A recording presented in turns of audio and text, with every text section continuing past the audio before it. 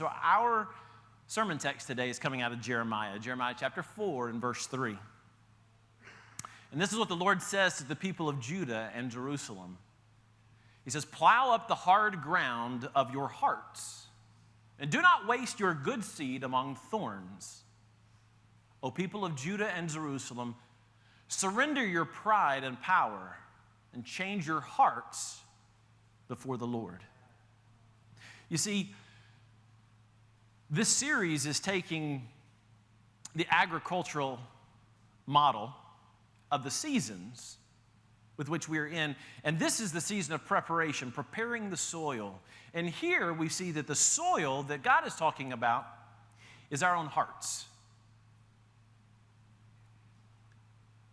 And God is calling them out and saying that their hearts are hard. And they need to plow up that hard ground. They need some preparation of their soil before these seeds are planted. God desires a change within their heart. So that this soil, although maybe it's fertile, it's just not quite ready. Or maybe it's not fertile. Maybe you'll need to add some nitrogen or whatever things you add into the soil to prepare it so it's fertile and ready for growth. Lots of work needs to take place on uncultivated land before you can reap a harvest. And so from that, I realized that in this parable, you've got some that are these seeds cast on the roads, and the birds come by and they eat them, and the seeds never grow at all. You've got other ones that are down among the rocky soil, and they take a little bit of root, and they grow quickly, but when the sun comes out, it beats down on it, and it withers and dies because it didn't have depth of roots to be able to sustain itself through some of the difficulties of things that come in naturally throughout life. Other ones were amongst the weeds, amongst the thorns, and as it began to grow, those thorns began to choke out and take the nutrients from the soil and the water so that it was competing, and it wasn't able to grow very well. But the good soil produced an amazing harvest, some 30, some 60, some 100 times what was planted in the seeds, an amazing harvest.